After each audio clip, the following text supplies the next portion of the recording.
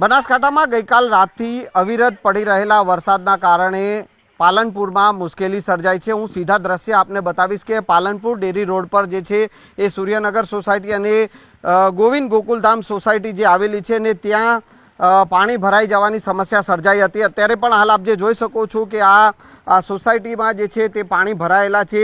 આ દિવાલ જે છે તે જેસીબી બોલાવીને તોડવાની ફરજ પડી જેથી કરીને પાણીનો નિકાલ થઈ શકે। નગરપાલિકા દ્વારા પાણીના નિકાલની અત્યાર સુધી કોઈ વ્યવસ્થા નથી અને તેના કારણે અહીંયા રહેતા લોકો જે છે તેઓએ મુશ્કેલીનો સામનો કરવો પડી રહ્યો છે। આ સ્થાનિક લોકો જે છે તેઓ પાસેથી પણ આપણે જાણવાનો પ્રયાસ કરીશું કે જે પ્રકારે જે મુશ્કેલી સર્જાઈ હતી અને અત્યારે પણ સોસાયટીમાં જે પાણી ભરાયેલા છે અને ધીરે ધીરે હવે પાણી ઓસરી રહ્યા છે, પરંતુ જ્યારે પણ વરસાદ પડે છે અને આ જ પ્રકારની સ્થિતિ સર્જાય છે, કેવી તકલીફ પડી હતી, શું છે? અહીંયા રાત્રે 2 વાગ્યાથી વરસાદ ચાલુ છે।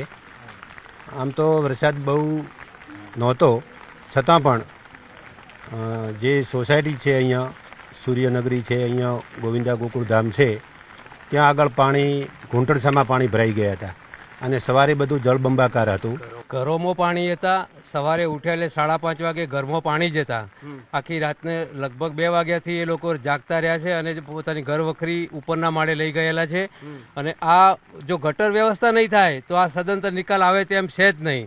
આ વોટ લગી રહ્યા અહીંયા પાણી આવે, સવારમાં ઉઠાય એટલે પાણી અહીંયા ભરેલું તો તાત્કાલિક જેસીબી બોલાવી અને આ દિવાલ તોડવામાં આવી ત્યારે પાણીનો નિકાલ થયો, ને અમને તો ડર હતો કે અહીંથી ડૂબી જ જઈશું બધા। કે અહીંયા જે પાણી ભરાઈ જવાની સમસ્યા દર વખતની છે, કાયમી પાણીના નિકાલની વ્યવસ્થા થવી જોઈએ તેવું પણ જણાવી રહ્યા છે અને જે પ્રકારે નગરપાલિકાનું જે કામ ચાલી રહ્યું છે પરંતુ એ ધીમી ગતિએ ચાલી રહ્યું છે અને તેના કારણે દર વર્ષે જ્યારે પણ આ પ્રકારે વરસાદ વરસે છે ત્યારે આવી સમસ્યા જે છે તે અહીંયા સર્જાય છે। કેમેરામેન પંકજ મકવાણા સાથે સંજય ટાંક, ન્યૂઝ 18 ગુજરાતી, પાલનપુર।